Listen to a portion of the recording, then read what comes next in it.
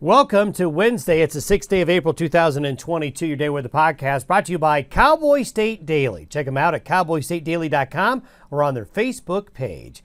Well, folks, we've got a lot to talk about. First of all, we haven't done this in a while. It's the weather song of the day.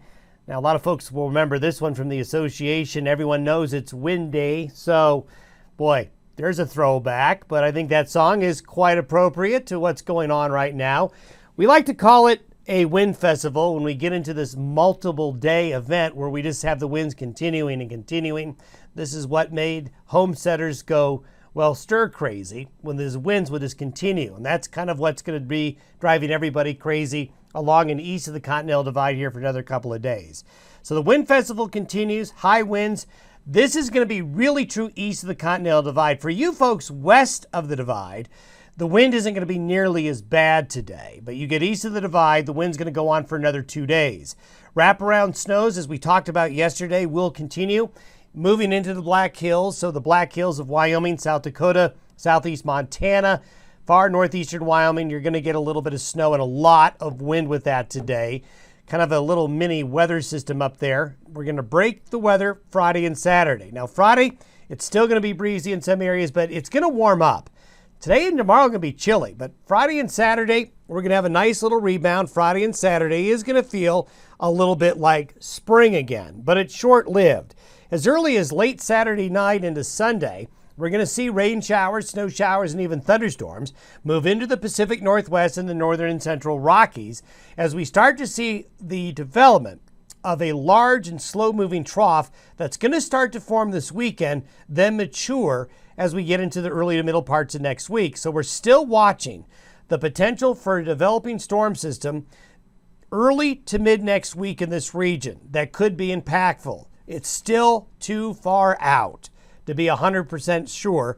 But as we've been discussing over the last couple of days, livestock interest and travelers need to monitor the weather as we get into the early to middle parts of next week, as the return of a winter pattern could really develop if all the stars line up.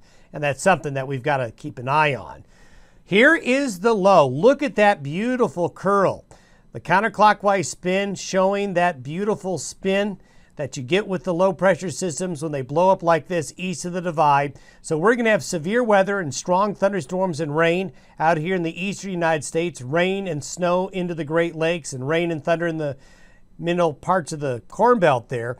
Then on the back side of this is going to be a snow event for Minnesota, the eastern Dakotas, even into northern Iowa. And then you see this area right here. This is another wave of moisture and strong northerly winds that's headed this way. That's why the counterclockwise spin is going to drag this cloudiness, and this is why the moisture that's going to be coming into the Black Hills will move on in. Also, I would not be surprised if this area here experiences some snow flurries and snow showers later today, as this spoke of energy and moisture right here spins in behind that storm and heads south into the region.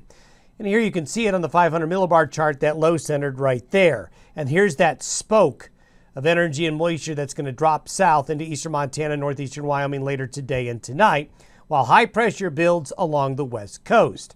Here are the wind forecast gusts, and again, these are conservative, over the next 48 hours. So you can see really a strong delineation between the high winds east of the Divide and the lighter winds west of the Continental Divide. So this is the area that will really be plagued by these strong northwest winds, all of Nebraska, all of South Dakota, all of Kansas, all of eastern Colorado, all of eastern Wyoming.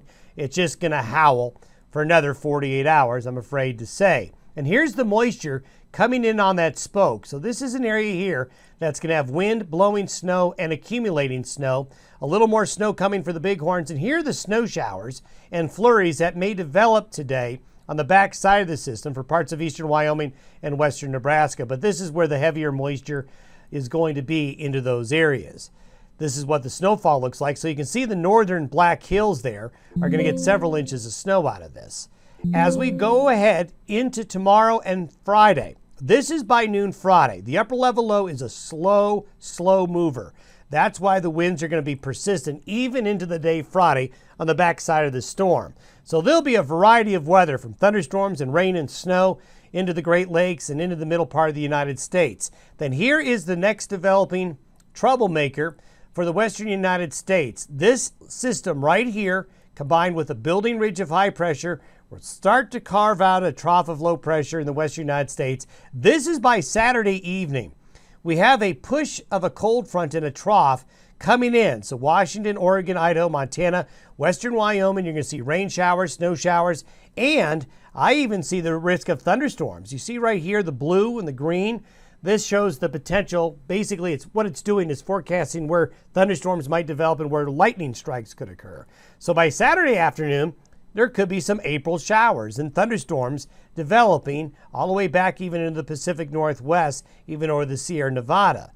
And then you can see here are the showers. This is by Sunday afternoon. You can see some showers and thunderstorms, nothing really heavy, but it starts, this trough, as it starts to dig in, is going to produce a little bit of weather this weekend. This is a band of showers and isolated thunderstorms that could develop Sunday afternoon and also Saturday afternoon a little bit further south.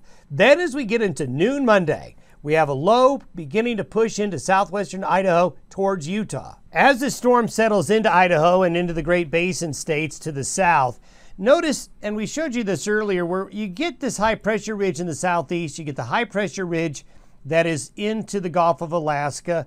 And basically what you do is you end up holding the trough of low pressure in the west for multiple days in a row. Now, this is something this winter we only saw once, and that was when we had that big period of colder, wet weather in December, where all of a sudden we saw the snow really go up in the mountains, we saw snow on the plains, and we saw precipitation pick up for about a 2-week period. This is somewhat similar, where a system is going to maybe hang around for multiple days instead of what we've seen lately, really since March and going back to February even. Systems come in and they're gone.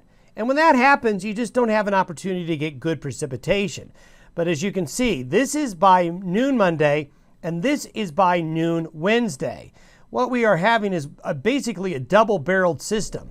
We have a low break off and get better organized over southeastern Colorado. It takes what we call a negative tilt, which causes a really rapid intensification of a low pressure system. And then another system that wants to come in behind it. And what this will do is produce areas of rain, snow, and it's going to bring in much colder temperature readings. And that's one thing we got to watch is that with this system, and this is all the way to next Friday, with another low sliding in behind it, coming in late next week and towards next weekend. Next week could be cold. These are the temperature anomalies for next Friday. So this is Friday the 15th of April. See that area of purple right there and all the green and the blue? So this could really be a change to a colder, wetter pattern. Double-edged sword. We need the wet.